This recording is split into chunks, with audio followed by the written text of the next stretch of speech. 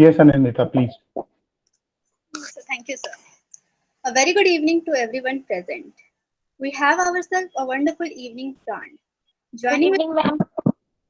joining with me is our respected principal, Dr. Mohammed Riaz, our department head, SM Yahya Ibrahim, and respected teachers of the faculty and students. I am Anandita Maiti of PG English. Writer Beyond Distance is an e-initiative which began back in 2020 when the world was locked and hope was low. English department of Karim City College decided to respond with a creative exuberance manifested as Writer Beyond Distance. It is the third year of hosting this event, which have provided opportunity to the students as well as the teachers to interact and learn with writers across the globe. I would like our principal to say a few welcoming words to our guest. Thank you. A warm good evening to everyone present here. I am proud and honored today to welcome Asfiya Rahman among us, award-winning writer who needs no introduction to the word of letter. On behalf of the management of Karim City College, I express my deep gratitude to her for taking time out of her busy schedule to talk to our students and share her love of reading and writing with them. Writer Beyond Distance is an e-initiative of the Department of English, Karim City College, which intends to open the doors of creativity of our students by introducing them to fertile minds across the globe. In the earlier events of the series, the department has welcomed several writers of the national and international repute. Today, interaction with Asfiya Rahman is the another one in the series, and we are eagerly looking forward to a wonderful lecture. I congratulate Dr. SM Yahya Ibrahim for his efforts to bring Asfiya Rahman to us and wish the department a wonderful event today. I express my best wishes to the department, its students, and its faculty members for a dynamic learning session ahead. Thank you. Thank you so much to all. Thank you, sir. Quoting the American poet Allen Ginsberg, to gain your own voice, you have to forget about having it heard. Our guest today certainly embodies this spirit. And more than that, she has a unique voice and makes it heard in a way that it touches millions. Asfiya Rahman is the author of the Wild Card sport drama trilogy. She began her writing career with a one-year stint as a freelancer with National Magazine, followed by many years as a content writer. Later, she turned her hand to fiction. Her stories and magazines has been published in the Women's Wave, Yod Ki Awaaz, and Juggernaut, publishing many others. She is the winner of the Story Awards 2020 by She the People and was also selected by the Women Innovator as one of the 1,000 women in Asia. She has coached the students French and English prior to her writing career. She has also been shortlisted for the Orange Flower Awards. Now I would like our guest to begin with the event. Thank you so much, Anandita, and thank you so much, Principal Saab, for welcoming me. Hello, everyone, and thank you so much, Professor Ibrahim, for inviting me and giving me this opportunity to talk to such students.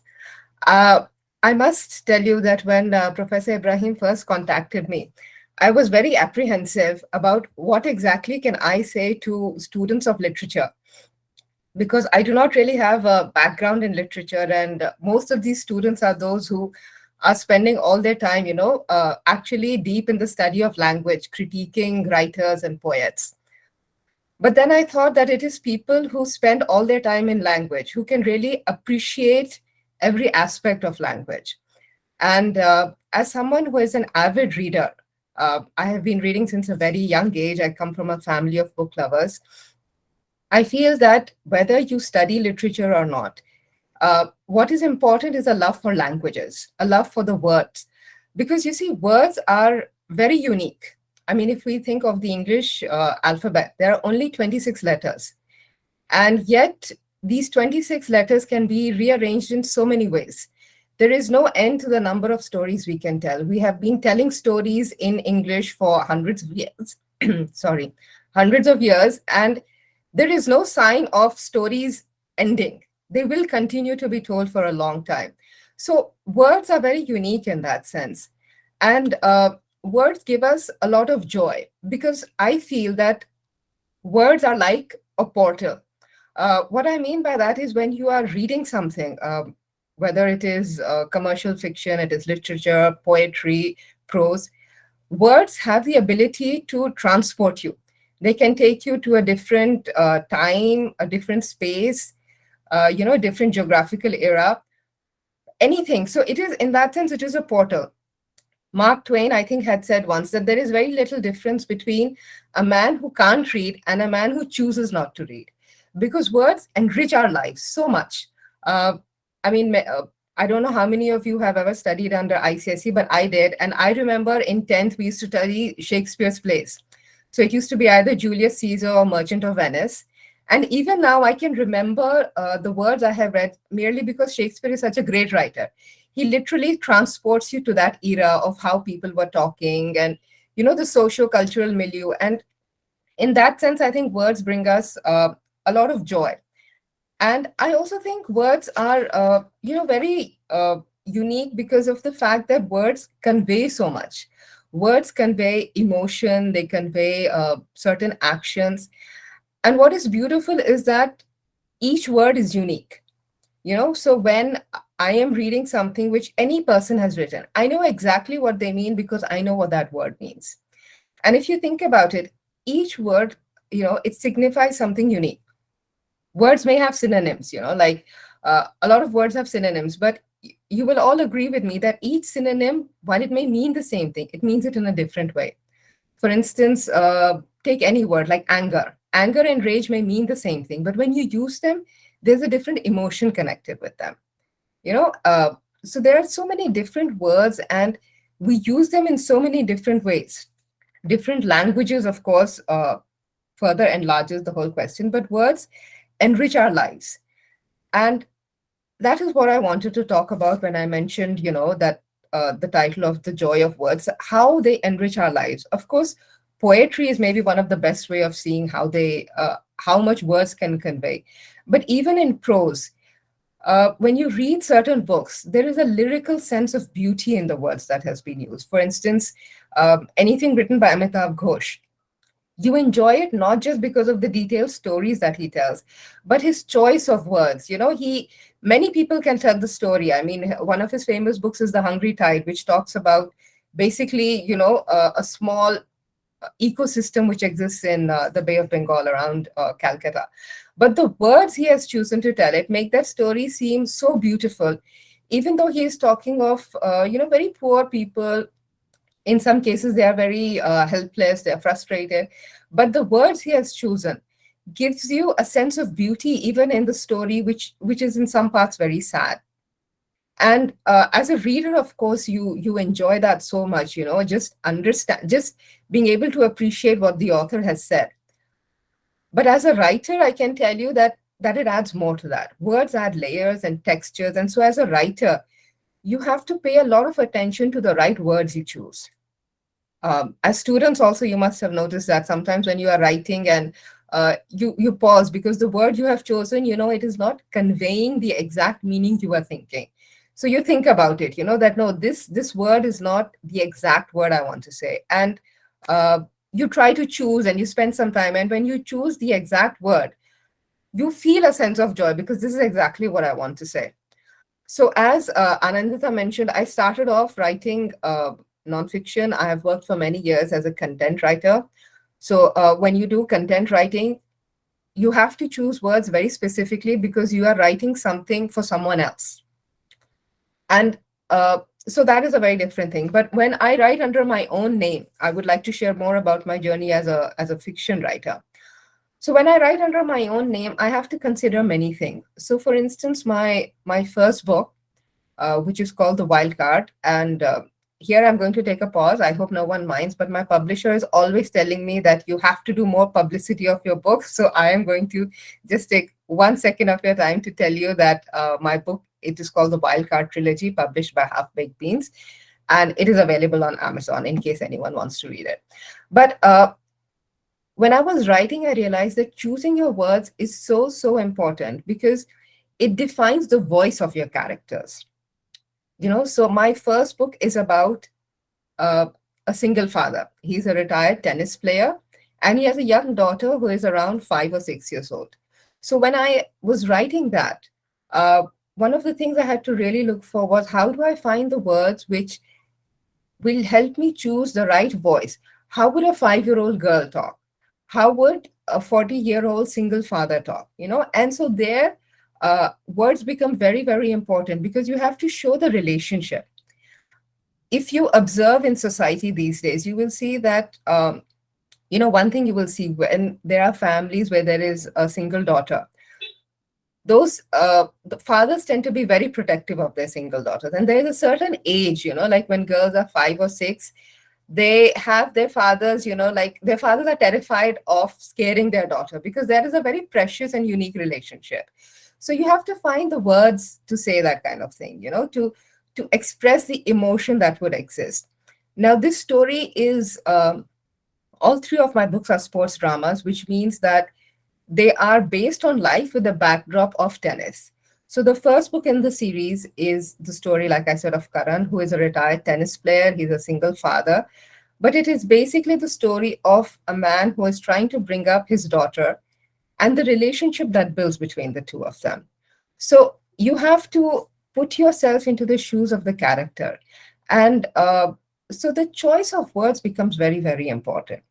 And I think that is one thing which is very important in literature. If you see books which are written now versus books which were written earlier, that is one major difference I see. That a lot of people now take shortcuts.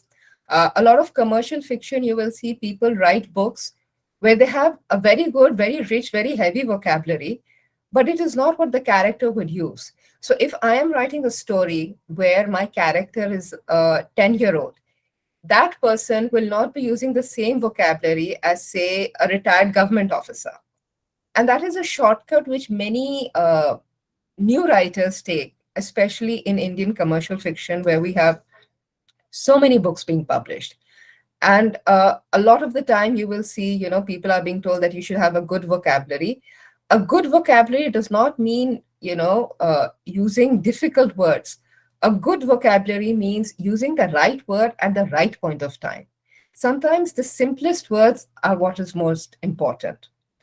And so, like I said, in this book, I'm trying to tell the story of a single father. He tries to do the best for his daughter. So it is a father and daughter relationship. And the character of the daughter, which is her name is Roshni, is a character which is very dear to me, is very close to my heart. And one of the reasons for that is because this character is someone who I feel has grown with me. In the first book, she's only 5 years old, but in the third book, she is maybe your age. She has joined college, and so she's now about 18 years old. And while the third book is also, again, the relationship between a father and a daughter, but it is about a change in the relationship. So obviously my character, the words I choose for her, the kind of stories that are there, they change because a 5-year-old talks in a different way. An 18-year-old talks in a different way. When you're in college, the interaction that you have with your parents is different. So, when you are writing, you are thinking of all these kind of things, you are having to choose the right kind of words, you are having to choose, and you hope when you are writing that once you have written it, people will also understand what you are saying and take it in that same spirit and enjoy it.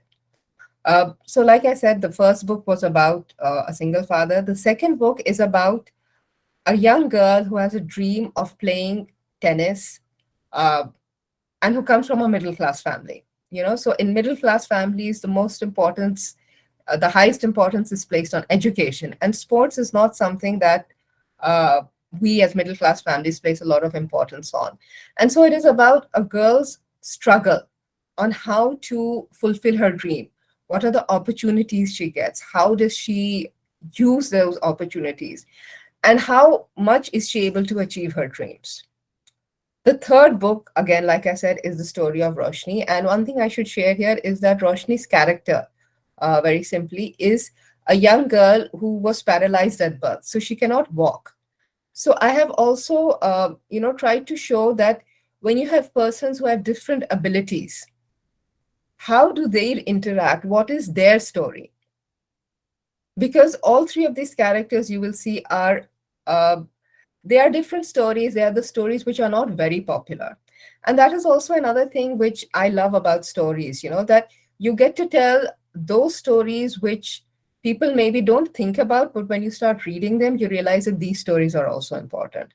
Because the story of every individual is basically of hope. We all hope for a better life, whether it is for ourselves or for the next generation, or, ultimately life is about hope. There's a saying in Urdu, ke ummeed pe dunya qaim hai.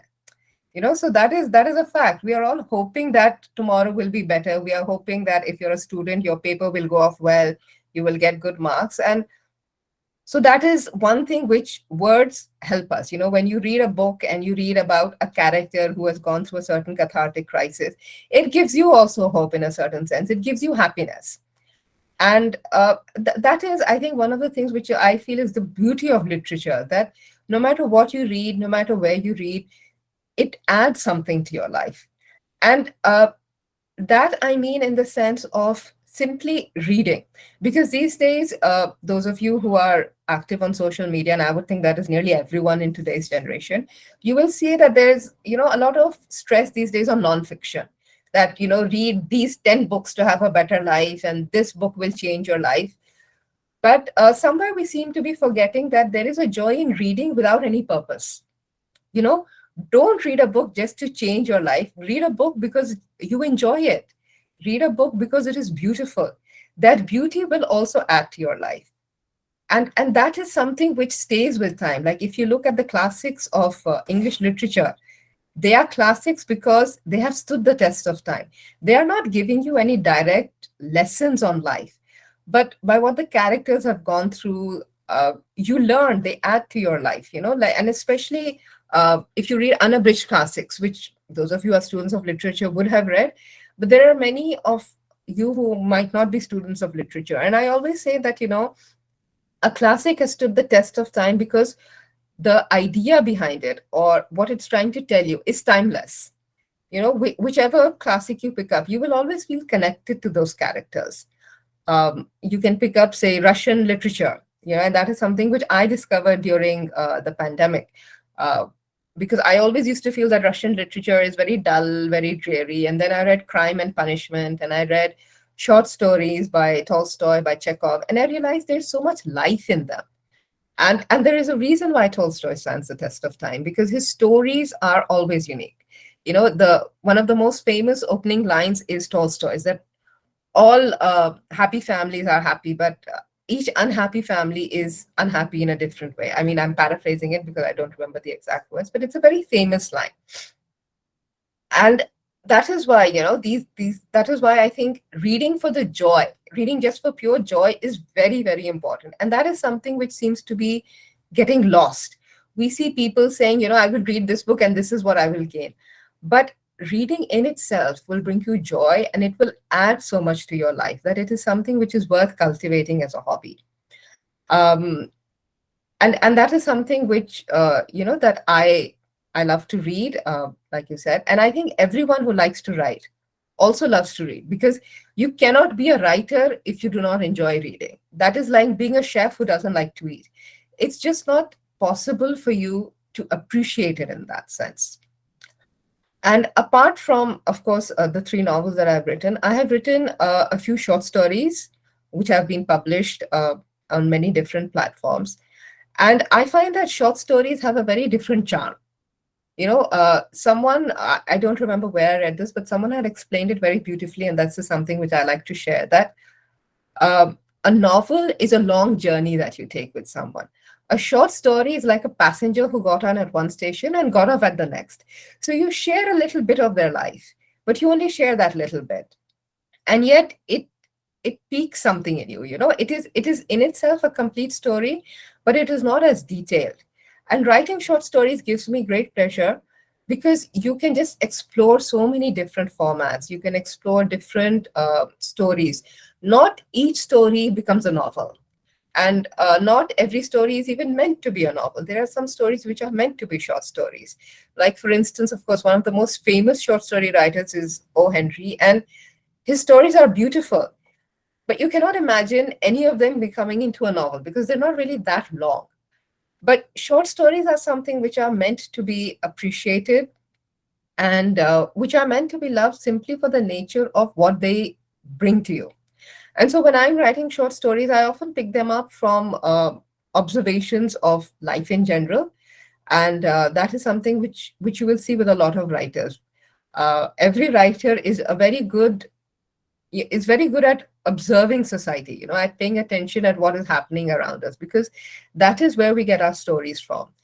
And it may be humor, it may be crime, it may be romance, but the kernel of each story is something which has happened in real life. Sometimes you overhear two people talking, and it sparks a question in your mind, that what is the idea behind this conversation? And what you are thinking might be completely divorced from reality, but because that is the story you write, that becomes a story that exists. A different person might state the story in a different manner. And that is the beauty of it, that you can write anything you want, but it is very important that you are true to what you write. And as a reader also, I'm sure you can appreciate that you want to know what you are signing up for. If I, as a reader, start a story thinking it's going to be, say, a murder mystery, and it turns out to be a philosophical book, I will be let down. But if it is a philosophical book that I was expecting, I might enjoy it a lot. So there has to be a certain artistic integrity when you are writing, and that is the process also of writing, which is why when you are writing, uh, we have what is called first drafts, which are never ever shared with anyone, because that is just, you are writing the first thing that comes to your mind. And like when we speak, if you have, say, a viva or a speech, you don't go and just speak randomly. You practice it a little. In the same way, when it comes to writing, our first drafts are just randomly what we are writing, and then we refine it. We search for exactly what it is that we want to say. What is it that is extraneous to the story, which is not needed? What is it that is required? Because when you are writing, you have to have a fine balance of description and narration. Nobody wants to read a story which is only narration. Nobody wants to read a story that is only description. So you have to have that fine balance. And that is why, again, one thing which we as writers often say, and I'm sure you as students must have also read, which is called show, don't tell. Because that is how you engage the reader.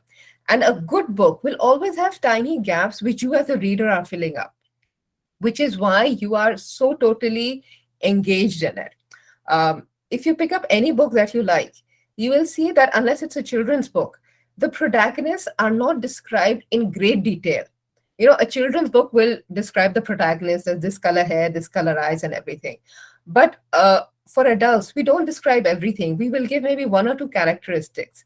The rest is how you as a reader see that character. And that is why you get invested in the book, because you are thinking of this character as a person, and that person, the way you see them, exists only in your imagination. A very simple thing, for instance, I'm sure all of you have read or at least heard of the Harry Potter series. And the only defining characteristic of Hermione Granger was her curly hair. And we all had an idea in our mind of what she looks like.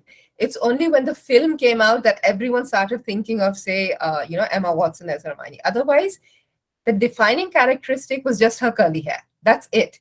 Apart from that, you might have imagined her with brown eyes. I might have imagined her with blue eyes. And that is how you get invested. So, and that is where, the concept of words becomes so important, that you have to draw in the reader to a certain extent, and you have to let the reader fill in the gaps by themselves. And that is why, in a sense, I guess, stories will never end because there will always be something that you as a reader can add. And as a writer, that is what we want. That is how we know that this is a collaborative process. I may have created the story, but as a reader, I want you to feel connected to it. The Japanese have a word called sundoku, which talks about the emotion of realizing that there is so many books which you will never have read. You know, and that is a word which ever since I've discovered it, it has become like a word which is so close to my soul because every year there are so many books coming out and you want to read them and you can't possibly read them. So at some point of time, you have to make peace with the fact that there will always be wonderful stories you haven't read. But there will always be some wonderful stories that you have read, and that is what is important. And I think it's also important to read stories which are maybe not that great for the simple reason that you then learn to appreciate good writing. It's only, when, for instance, even when you see films, it's only when you've seen a bad film that you really appreciate a good film. That, this is not a waste of my time. In the same way, it's when you read a book which is not great that you appreciate a finer writer's work much more. You cannot appreciate writers like, say, Amitav Ghosh or, those who have put so much effort into their words until you have read someone who has not put in that kind of effort. And you appreciate literature much more when you read commercial fiction also, because you realize that this is just, something which is rough and ready. This is like fast food and that is like fine dining. There are moments when you want this and there are moments when you want that. I'm not saying either one is better, but I'm saying that you develop a taste only when you expose yourself. And that, I think, is what literature is about. And I think that is what the whole concept of reading and writing is about. Because I do not see reading and writing as separate things. I think they're two sides of the same coin. You cannot have readers without writers, and you cannot have writers without readers. And that's why I say this is a collaborative process. Every writer only wants to have readers who will like their work. And that is why those of you, especially who read commercial fiction, I would say if you like a book, please do share about it. If you get in touch with a writer, if you tell them you liked it, you really make their day, because writing is at the end of the day a very lonely process. You have an idea in your mind which no one else has. You are looking for the right words to convey that story. When you have written it, you have refined it, it goes through the process of publishing. Your first feedback will come at least a year later. So if a year later someone tells you that, this book that you wrote, I enjoyed it because of this, it gives a writer so much joy to know that a reader has liked what I wrote, has understood what I wrote. That is something which is very precious and which is very unique. And that is something all writers appreciate. It doesn't matter how big you are. Even a writer like Stephen King, you will see writers like Stephen King, Neil Gaiman, they respond on Twitter when people say something about their work, simply because no matter how big you are, a writer cannot exist without readers. So we need readers, and readers need writers. And that, I think, is the beauty of language, and that is that is the real joy that words bring to us. And that is basically what I wanted to say. And if there are any questions or anyone would like to ask anything. Thank you so much, ma'am. It was quite an integrating talk, and it was fascinating to hear you talk about your creative journey, and also listening to talk to you about writing, not just as an art, but also as a skill to develop. Now the platform is open. Anyone can ask the questions. They can unmute or put it in the chat box. Asfiya, not any question, just a small remark. Although I have a very bad voice today, just a small remark that it was a brilliant talk. Oh, thank you so much. Not only that you have shared your experiences of the journey as a writer, rather you basically shared with our students regarding the magic of words. The magic of words, yes. And I hope and I wish that they're all in the beginning of their literary careers. So I hope your inspiration and your motivation for words will work for them. And certainly the way you try to make them understand the importance of good reading, try to make them understand that how a reader feels, or rather how a writer feels when any reader responds to his or her efforts. So certainly it was a brilliant lecture. I am not having a good voice as I said, so that is why मुझे लगा मैं बस इतनी सी बात कर लूँ आपसे. Thank thank you so much. Thank you thank so much, Professor. Any question please. Ma'am, I would like to ask that it is always an inspiration to see young women being successful in the field of their choice. So, as someone who is as a celebrator writer and gets to do what she wants and loves to make a career out of it, what is your advice to have for young girls who want to be a writer and pursue any dream they want?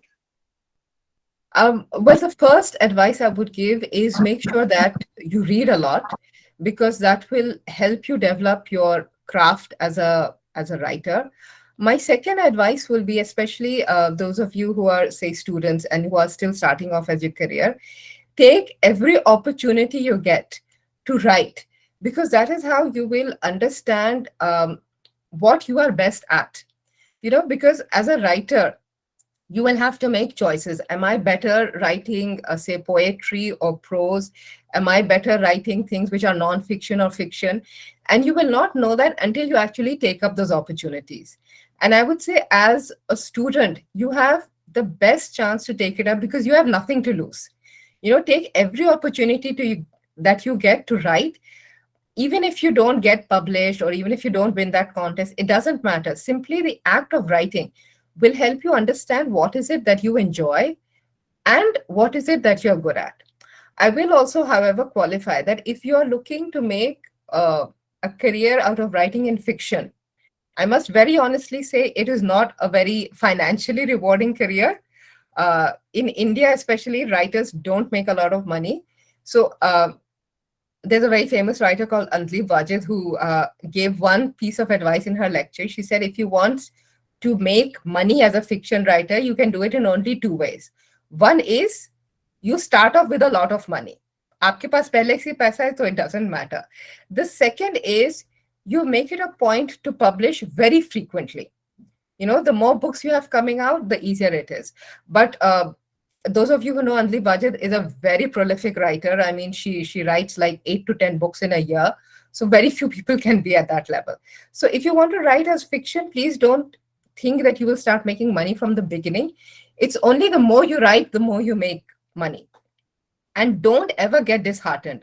It's very easy at the beginning of your journey to get disheartened, to feel that, does anyone even want to read the story? And to share my personal experience, my first novel, like I said, is the story of a retired tennis player who was a single father.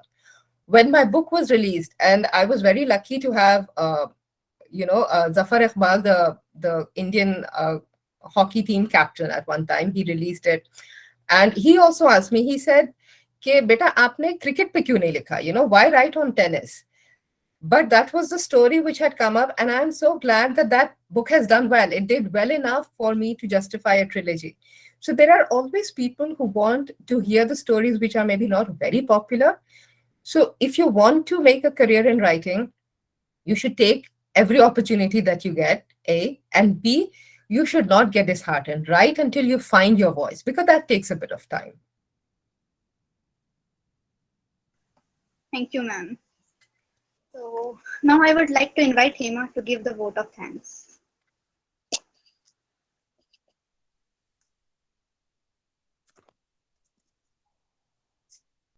Good evening to all. I am glad to be here to propose vote of thanks.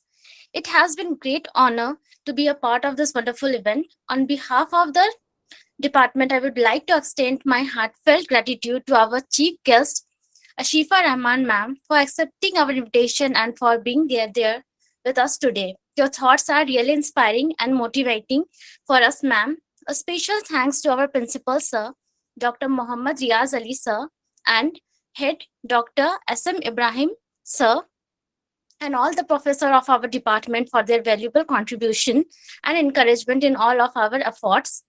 Last but not the least, I would like to thank each and everyone for your being here and making this day a knowledgeable one. Thank you.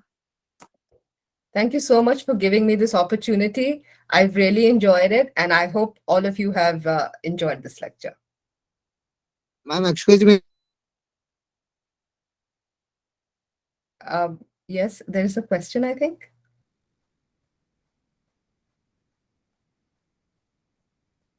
आप mute हो गए हैं Ram Hari, unmute कर लीजिए।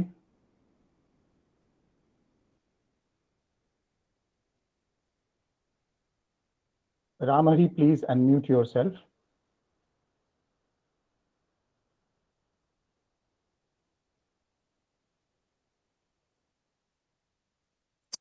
Yes, now coming, hearing me, ma'am. Yes, Yes, yes, yes, I can hear you. Yes, बोलिए। ma'am. When I read any poem and any story, uh, to find out their way of writing. But when I will try to write a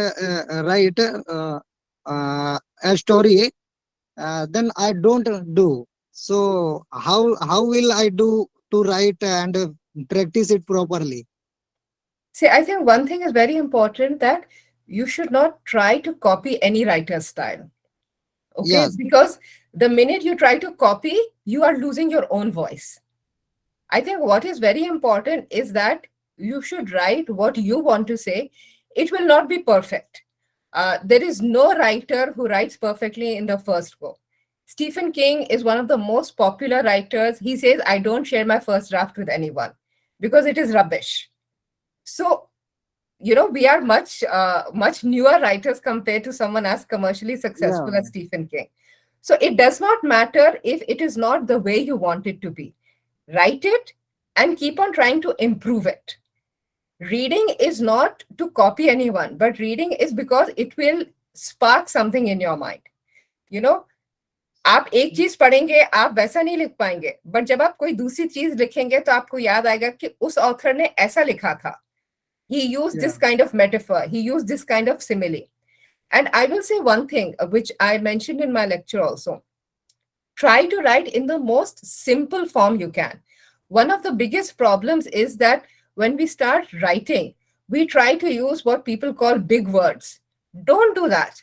Every writer will tell you, write as simply as you can. That is how you will have confidence in what you're saying. And this is not something that I am saying. Big writers, they always say this: use very simple language. Don't try to use a rich vocabulary, because that is how you develop your voice. That जिसे कहते हैं ना अच्छी vocabulary, वो अपने आप निकल के आएगी. जब आपका लिखने का सलीका बन जाएगा, वो अपने आप निकल के आएगी. Don't worry about that. You should just write okay, as much as possible.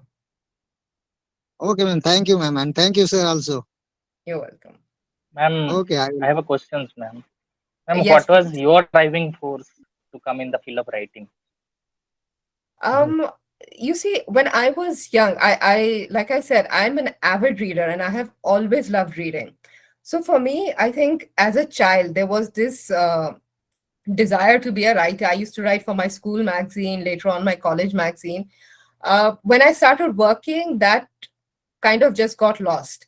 And later on, when I was on a break between jobs, as a random coincidence, I got an opportunity to write for a magazine. And it's when I started writing for a magazine that I realized how much I enjoy it. And for a long time, I wrote only purely as a hobby, as a part time basis, because I was working full time. And then slowly, I realized that this is something which I enjoy. Like I mentioned, I've been doing content writing for a long time. And that is where I understood what I can write, what I enjoy writing.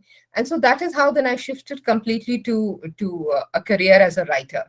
But it takes time. And I think it's something which you do mainly for the love of it, and not starting off as, this is how I'm planning to make money. Most writers write because they feel compelled to write, if I may say so, because you feel that desire so strongly that you look for an opportunity for it. Thank you, ma'am. Another You're welcome. question. Uh, Yes. when yes, ma'am. Sometimes we see a story which is written, and sometimes when it is transformed into a film, then we see Mhm. that film. When it is transformed into a film, we see that it limits our imagination. Means we are compelled to think the way a director is portraying us Mhm. and the character. So, what is your view on in this particular? That's true. I agree with you 100%. Everyone who reads books will tell you that the book is always better than the movie. Always. You take a simple thing like Harry Potter, the movies cut out so much of the extra stuff, which is so interesting. So books are always better than movies. 100%. I agree with you. There is no discussion as far as I'm concerned on that. Thank you, ma'am. Thank you.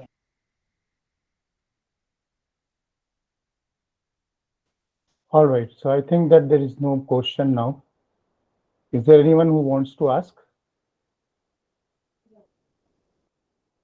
Okay, Asfiya, thank you so much. Thank you so you much. for this beautiful evening, enriching us, enriching our students, and a nice experience to listen to you. Thank you so much. Hopefully that sometime in our life, we will see you in Jamshedpur. Thank you so Definitely. much. Thank you so much. Thank you, everyone. Thank you. Goodbye.